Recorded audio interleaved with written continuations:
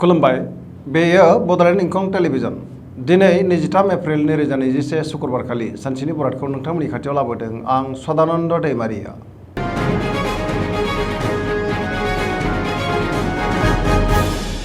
सिगां फरायनो लादों मेष राशि। दिनैनि साना जोबोर मोजां, बयजोंबो गोरोबनानै थानो रोंगोन, पजिटिभ एनार्जिनि गोहोम गोग्लैगोन, गोसोखौ दिनै जोबोर गोजोननाय मोनगोन, देहाया मोजाङै थागोन। अब्लाबो नाथाय जानाय लोंनायाव सांग्रां जानाया गाहाम। बहानिफ्रायबा मोजां खौरां फैनो हागौ। रांखावरियाव दिनै जोबोर मोजां होनजायो। आरजिनाय धोनखौ दोनथुमनो हागोन, मोननो गोनां धोनखौबो दिनै मोननो हागोन। बेफार फालांगियाव जोबोर मोजां मुलाम्फा मोनगोन। न'खराव बिसि फिसायनि गेजेराव अनलायनाय फैगोन। बहाबा थांनांगौब्ला दिनै जोबोर मोजां आरो मोजाङैनो हान्थिनो हागोन। गुबुननि गोसोखौ बोनो हागोन। समाजाव दिनै गोबां मान मोनगोन। मावनो लानाय खामानिखौ थि समावनो मावफुंनो हागोन। सोरबा गोजाम लोगोजों बहाबा हरखाबै लोगो मोनलायनायनि खाबु जागोन। समाजाव लोगो लेवा बांगोन। गोसोआ दिनै जोबोर रमान्टिक जागोन। फरायसाफ्रा फरायनायाव गोसो दुंखांगोन आरो मोजां फिथाइ मोननो हागोन। सरासनस्रायै दिनैनि साना जोबोर मोजां आरो मोजाङैनो बारग'लांगोन।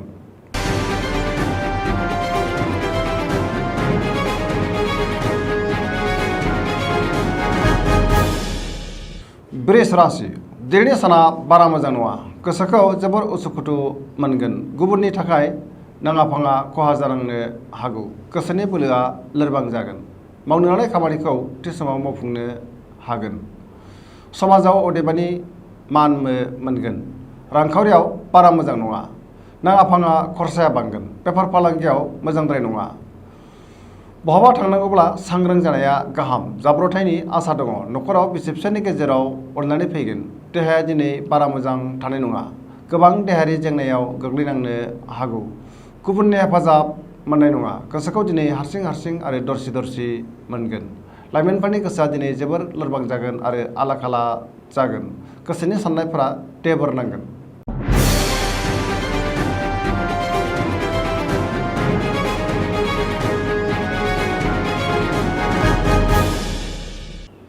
मिथुन राशि। दिनैनि साना बारा मोजां नङा। गोसोखौ जोबोर उसुखुथु मोनगोन। देहाया दिनै मोजां थानाय नङा।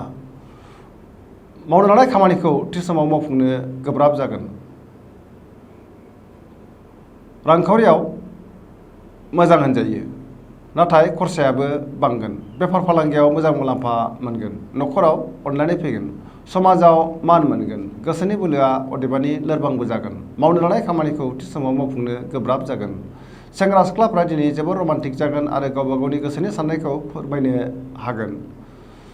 नेगेटिभ एनार्जिनि गोहोमबो गोग्लैगोन। सोरबा लोगोजों एना एनि जानोबो हागौ।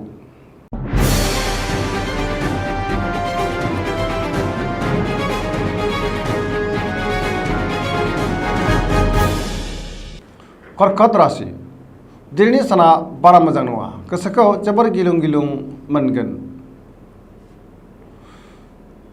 मावनो लानाय खामानिखौ थि समाव मावफुंनो गोब्राब जागोन। रांखावरियाव बारा मोजां नङा। नाङा फाङा खरसाया बांगोन।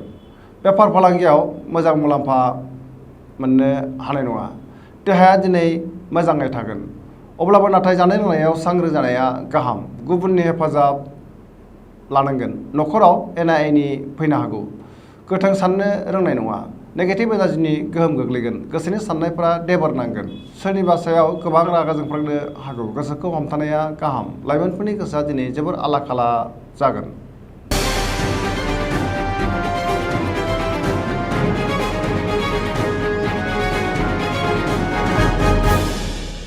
सिंह राशि। दिनैनि साना जोबोर मोजां। गोसोखौ जोबोर गोजोननाय मोनगोन। गोसोआव गोग्गो साननाय फैगोन। मावनो लानाय खामानिखौ थि समावनो मावफुंनो हागोन। रांखावरियाव दिनै जोबोर मोजां होनजायो। आरजिनाय धोनखौ दोनथुमनो हागोन। बेफार फालांगियाव जोबोर मोजां मुलाम्फा मोनगोन। गोसोनि साननायखौ गुबुननो फोरमायनो हागोन। सोरबा लोगोजों बहाबा दावबायहैनो खाबु मोनगोन।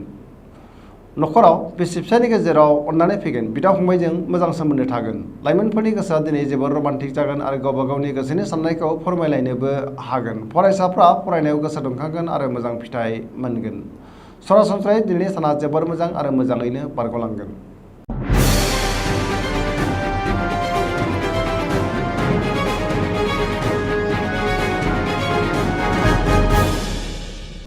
दिनैनि साना जोबोर मोजां। समाजाव गोबां मान मोनगोन गोसोखौ दिनै जोबोर गोजोननाय मोनगोन सुथुरखौ फेजेननो हागोन जेरावबो देरहासार जागोन गुबुननि गोसोखौ गोरलैयैनो बोनो हागोन बहानिफ्रायबा मोजां खौरां फैनो हागौ रांखावरियाव दिनै जोबोर मोजां होनजायो आरजिनाय धोनखौ दोनथुमनो हागोन मोननो गोनां धोनखौबो दिनै मोननो हागोन बेफार फालांगियाव मोजां मुलाम्फा मोनगोन देहाया दिनै मोजाङै थागोन अब्लाबो नाथाय जानाय लोंनायाव सांग्रां जानाया गाहाम न'खराव बिसि फिसायनि गेजेराव अनलायनाय फैगोन सेंग्रा सिख्लाफ्रा गावबा गावनि गोसोनि साननायखौ फोरमायलायनो हागोन आरो गोसोआ दिनै जोबोर रमान्टिक जागोन फरायसाफ्रा फरायनायाव गोसो दुंखांगोन आरो मोजां फिथाइ मोननो हागोन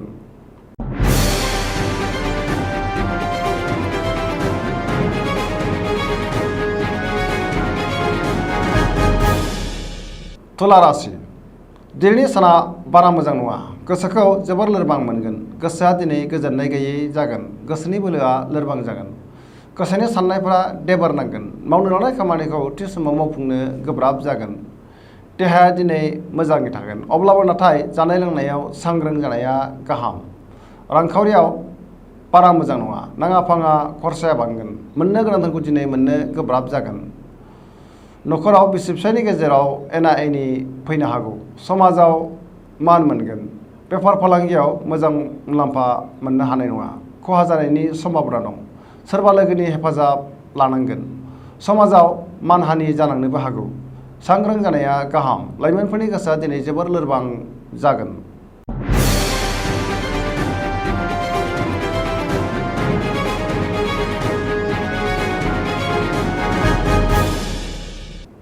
वृश्चिक राशि दिनैनि साना मोजां आरो गाज्रिनि गेजेरजों बाबेनलांगोन गोसोखौ जोबोर उसाव बादाव मोनगोन अब्लाबो गोसोनि बोलोआ बांगोन मावनो लानाय खामानिखौ थि समावनो मावफुंनो हागोन गोसोनि साननायफ्रा जाफुंगोन समाजाव मान मोनगोन न'खराव बिसि फिसायनि गेजेराव अनलायनाय फैगोन रांखावरियाव बारा मोजां नङा नाङा फाङा खरसाया बांगोन बेफार फालांगियाव बारा मोजां नङा होनजायो देहाया दिनै मोजां थानाय नङा मेंग्रुनाय आरो लोमजानाय मोनगोन गुबुननि हेफाजाब मोनगोन फरायसाफ्रा फरायनायाव गोसो दुंखांगोन आरो मोजां फिथाइ मोननोबो हागोन लाइमोनफोरनि गोसोआ दिनै जोबोर रमान्टिक जागोन आरो गावबा गावनि गोसोनि साननायखौ फोरमायलायनोबो हागोन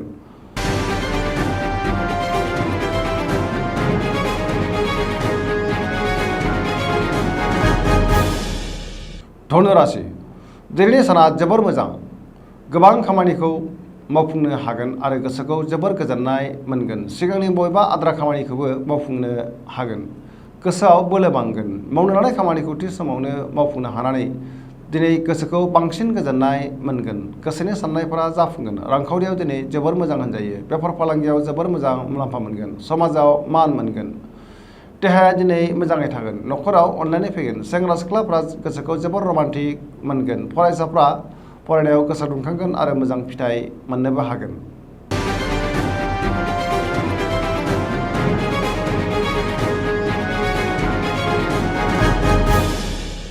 मकर राशि दिनैनि साना बारा मोजां नङा गोसोनि साननायफोरा जाफुंनाय नङा गोसोनि जिंगाया बांगोन गोसोखौ दिनै जोबोर दरसि दरसि मोनगोन रांखावरियाव बारा मोजां नङा नाङा फाङा खरसाया बांगोन बेफार फालांगियावबो खहा जानांनो हागौ न'खराव अननानै फैगोन बिदा फंबायनि हेफाजाब मोनगोन गोसोखौ दिनै जोबोर उरां फारां मोनगोन गोसोनि साननायफोरा देबार नांगोन गोथों आरो मोजां साननो रोंनाय नङा नेगेटिभ एनार्जिनि शिकार जानांगोन सोरबा लोगोजों एना एनि जानोबो हागौ गोसोखौ हमथानाया गाहाम आरो सांग्रां जानायनि गोनांथि दङ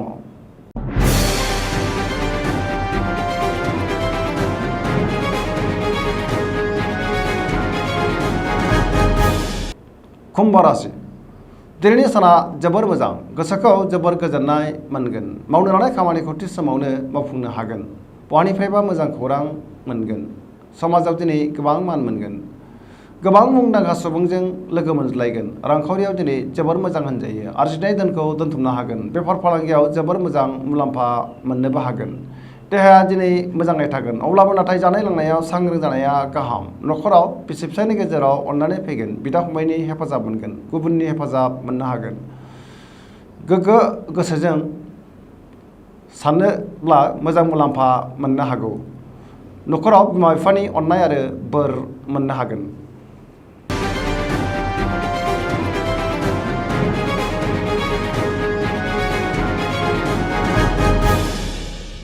मीन राशि दिनैनि साना जोबोर मोजां गोसोखौ जोबोर गोजोननाय मोनगोन गोसोआव गोग्गो साननाय फैगोन गोसोनि बोलोआ बांगोन गोसोनि साननायखौ गुबुननो फोरमायनोबो हागोन देहाया दिनै मोजाङै थागोन रांखावरियाव जोबोर मोजां होनजायो बेफार फालांगियाव जोबोर मोजां मुलाम्फा मोनगोन नखराव अनलायनाय फैगोन गोसोआ दिनै जोबोर रमान्टिक जागोन गुबुनजों बाख्नाय जानानै गोसोखौ बांसिन गोजोननाय मोनगोन बयजोंबो गोरोबनो रोंगोन गोसोनि साननायफोरा जाफुंगोन लाइमोनफोरनि गोसोआ दिनै जोबोर रमान्टिक जागोन आरो गावबा गावनि गोसोनि साननायखौ फोरमायलायनोबो हागोन फरायसाफ्राबो फरायनायाव गोसो दुंगोन आरो मोजां फिथाइ मोनगोन।